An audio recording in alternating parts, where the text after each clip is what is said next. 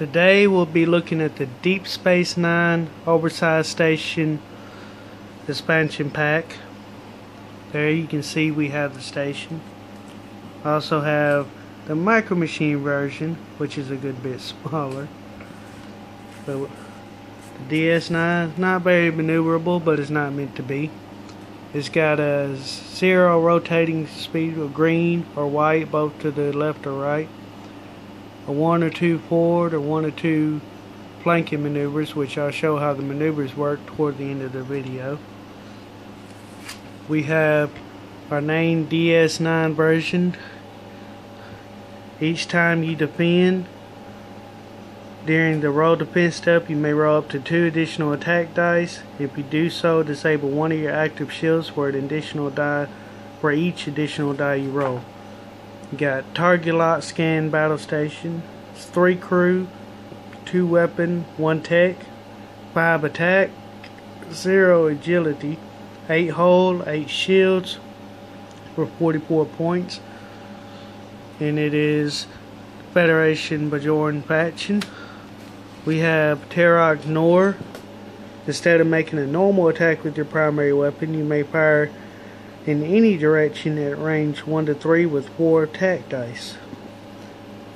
It also has this target lock scan battle station with 2 crew, 2 weapon, 2 tech, 5 attack, 0 agility, 8 hull, 8 shields. It comes with Captain Benjamin Sisko.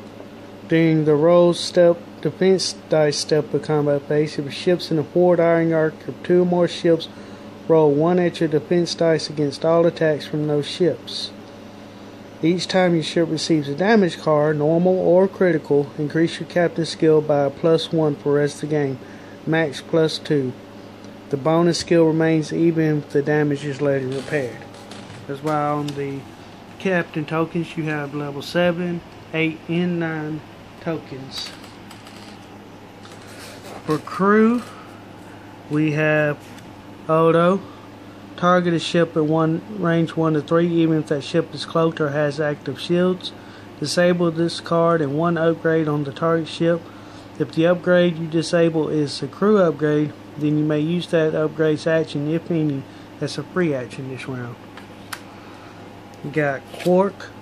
At the start of the game, place 1 non-board tech or weapon upgrade with the cost of 5 or less face down beneath this card. At any time you may discard Quark to flip the upgrade that is beneath this card face up and deploy it to your ship, even if it exceeds your ship's restrictions.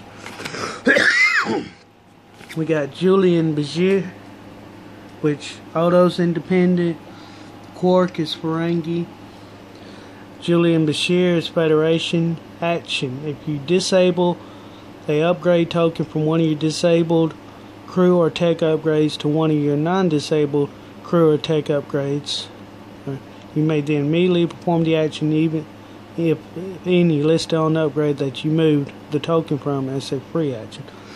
Very helpful on torpedoes, I believe. Elam Garrick, Dominion faction. During the modified defense step of the combat phase, you may disable this card to add 1 additional evade result to your defense roll. You do not pay a faction penalty when assigning Elam Garrick or his elite talent upgrade to your ship. If Elam Garrick is ever disabled or discarded, you cannot use his talent upgrade, which it does not come with any talent upgrades. We have Torul, Romulan faction. Add 1 tech upgrade slot to your upgrade bar. While your ship is cloaked during the roll defense step of the combat phase, you may choose to roll 3 less defense dice and add 1 evade result to your defense roll. If the cloaking device upgrade is deployed to Torul's ship, you do not need to disable that card when you perform the action listed on it. The second part of that sounds a lot more interesting. I'd rather roll 3 evades because you got a better chance of getting more evades unless you just simply can't roll. Dakar, Klingon faction. If your ship is not cloaked, disable all your remaining shields and target a ship at range 1 to 2 that is not cloaked and has no active shields. Discard this card and one crew upgrade of your choice on the target ship, then disable the captain card and all remaining crew upgrades on the target ship. While the captain card is disabled, the target has a skill of 1.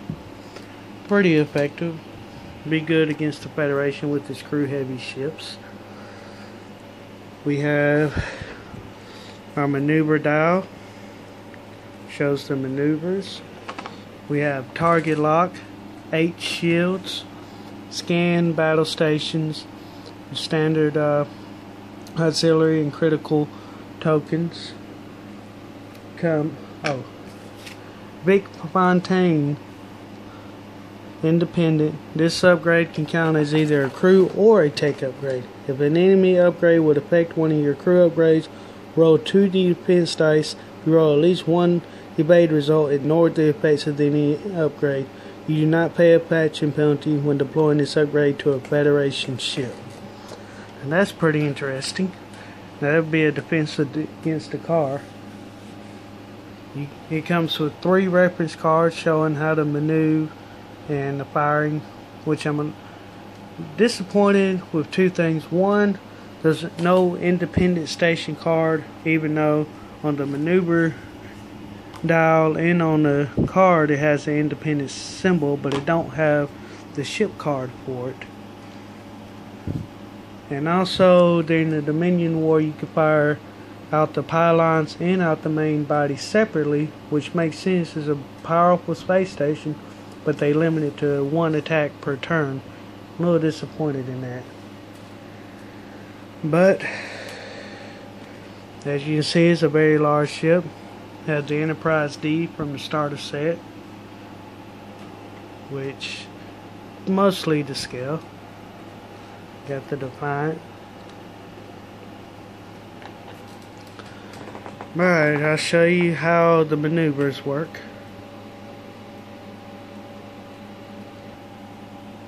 Alright, for the maneuvers, if you're doing a rotating, say pylon A, you're going to the left, you put it on pylon C, and then you will rotate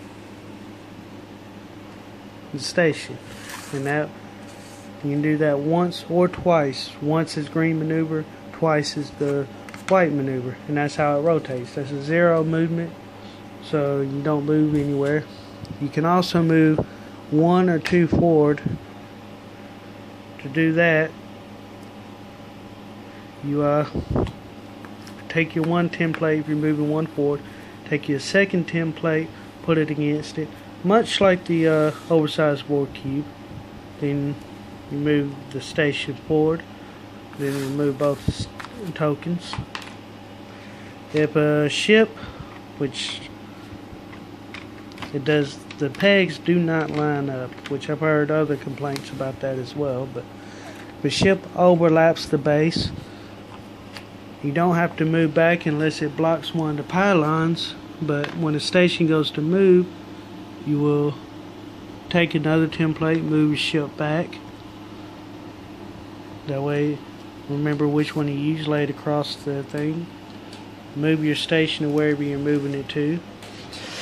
And then use that template to move your ship back to where it was. And that's what happens when the ship overlaps. You don't have to back up unless you're blocking the pylon. So, like I said, if you're doing rotating, just turn till you get to where you want it to be. That's how you maneuver. What happens if a ship overlaps, your ship cards. I hope this video is helpful to anybody that's planning on buying.